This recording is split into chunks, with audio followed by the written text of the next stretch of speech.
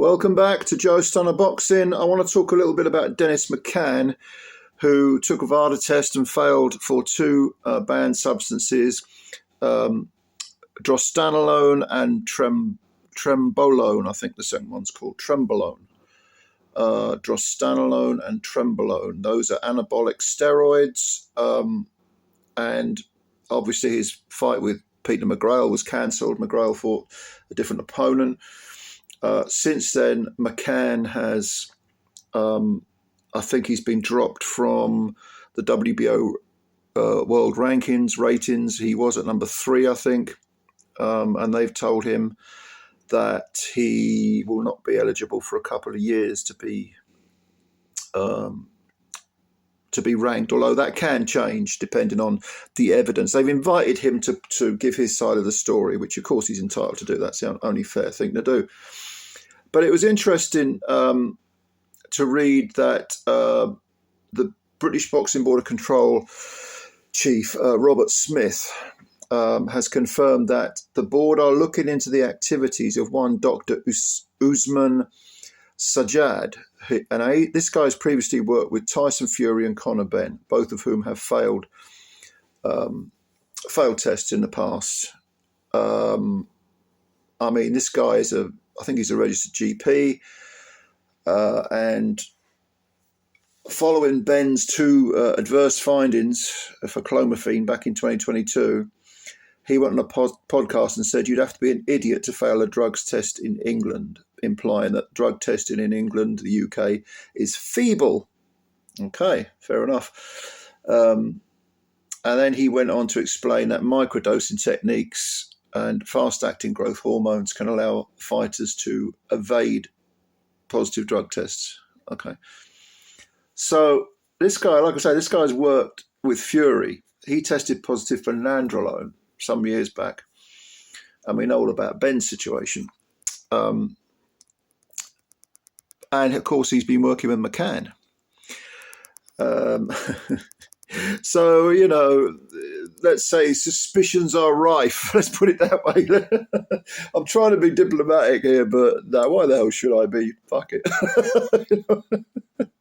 This guy looks very shady indeed, very shady. And is he the only one?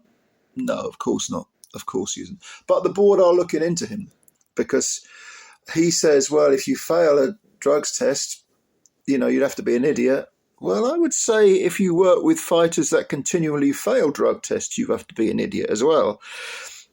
So, Dr. Sjad, I think the board are coming for you, my friend. And what's going to happen with McCann? Again, he'll have to present his argument.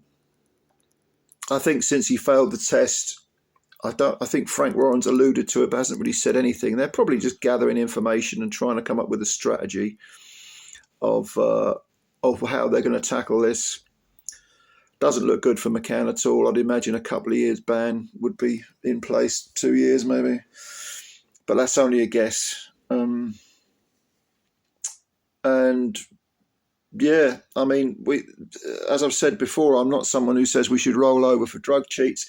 I'm very well aware that it goes on and a lot of people get away with it. Absolutely true. That's never been a debate. To me, though, you don't roll over and just say, oh, well, what the hell, let them all do it. No, that's a really stupid, feeble, gutless attitude to have.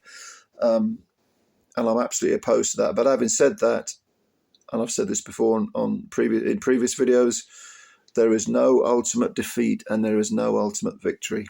It's like life. It just goes on. People will always try and cheat. They have done since boxing was invented. They do it in all sorts of sports. You look at cycling with the Lance Armstrong thing. I mean, they were all at it. A lot of them, not all of them, but a lot of them were at it. And a lot of them were at it in boxing. But I don't think the answer is to just let them all get on with it. Then it becomes a competition not between fighters or cyclists or tennis players or anyone else. It becomes a contest between who's got the best pharmacist, shall we say, you know, who's got the best, who knows more about whatever the modern supplements are. So no, I'm opposed to that. But I don't know. You give me your opinion. I think McCann is in serious trouble and will probably pick up a ban. But he is handling it a bit better than, well, obviously Ben couldn't have handled his situation any worse. McCann is staying in the shadows, getting on with it, keeping quiet.